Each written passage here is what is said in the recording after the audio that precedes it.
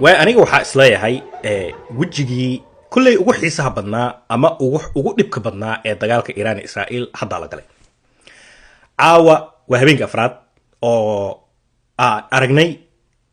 wax aan ka bedelnayn in la isweeraro gantaalo iyo diyaaradihii Israa'iil oo meel walba duqeeyay maanta ugu dambeysay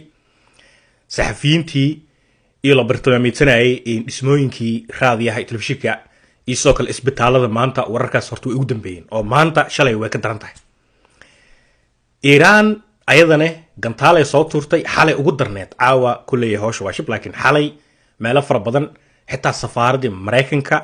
ee ku taalay Israa'iil oo maleyna Jerusalem inay ku taalo maleyna sida aan xasuusto Trump hadda ka hor guuriyay safaaradda Mareykanka ayadana xalay gantaal ayaa dhaawac u geystay oo lagu kala cararay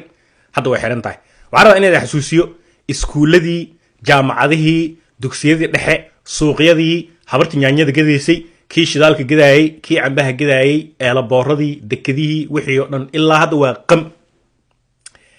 Israa'iil hal isbuuc hadeesaan ku soo jirto hal isbuuc waaya dalkaas waxa ka dhaqaale fiicnaanaya suuq bakaaraha dhaami doon yani xaqiiq marka ka hadalno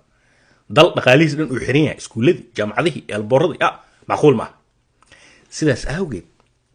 Netanyahu waa lagu dhagan yahay waraa idin siiyay Netanyahu adduunka dhan ku dhagan haba u badnaato Arab iyo reer galbeed akuleetii kaasto abaha iyo aldhoya Netanyahu markuu dagaalkan galay horta Netanyahu nin waalna loo malaya Mareykanka Mareykanka dadka shacabka Mareykanka iyo siyaasiyiinta marka laba qeys qayb kamid ah nin waalna u malayaan waay Netanyahu marka waxa ku dhagan Arabtii iyo reer galbeedka ku dhagan markuu dagaalkan galayay si hoose ah ayuu ugu sii sheegay inta badan dalalka Arabta iyo Mareykanka si hoos ma si toos ah runtii laakiin siyaasiyiintaas way qariyaan xitaa ninka Erdogan ay dhahan waa loo sii sheegay waxa la yiri biri weerar qaarna Iran weerarna Arabta dhan afka shib ki Erdogan shib Mareykan iyo reer galbeed iyo ayaga sheegaynin marka danta uu leeyahay danta ay leeyihiin Turki iyo Arab iyo arrinkan aysan soo fargashanaynin oo aysan u taageerin Iran maxay tahay mar rabaan sunniyiinta Arabta iyo Turkiga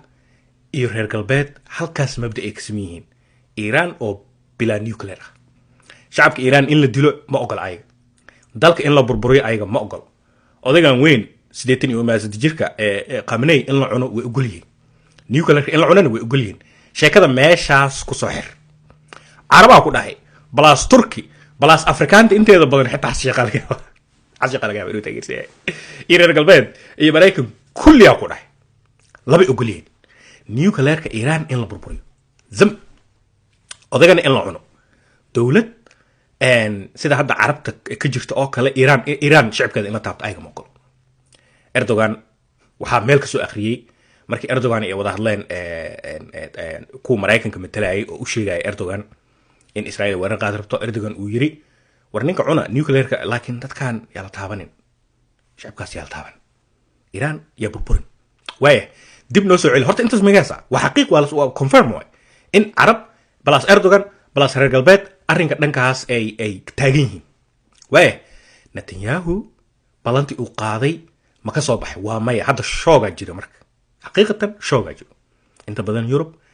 waa hoos iskala hadlayaan maxaa ninkan wax ma qabanooyay Netanyahu wuxuu yiri aniga igu fasaxa 48 saac gudaheeda gantaalada cirka iyo maxaa la dhigi jiray difaaca cirka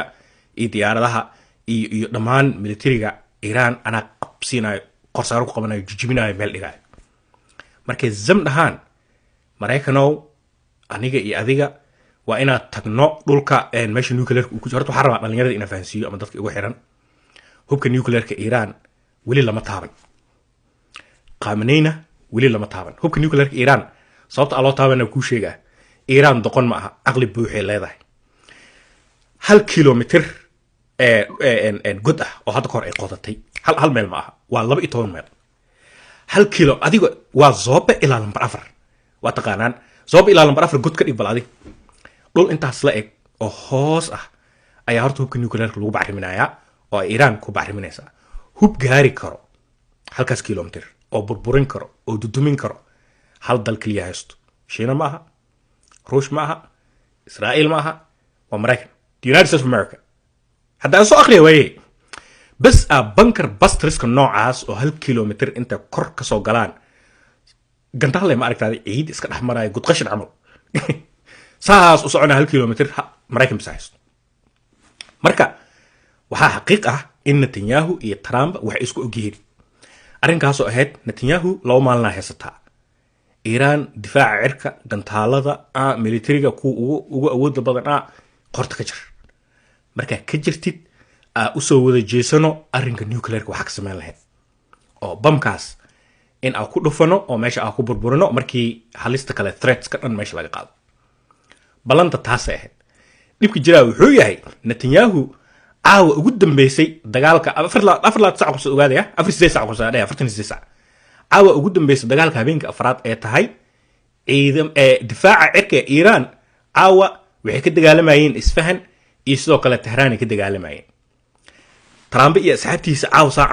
madaxiisa soo qoranayeen waxay taagiin iyo aniga waa dhirroona bamkii inaan ku siinaa rabnaa ilaan ma haysto Israa'iil ma haysto Mareykan laftigiisa inuu meesha galo oo baalka u burburiyo laakiin difaaci cirka hadda kari laadahay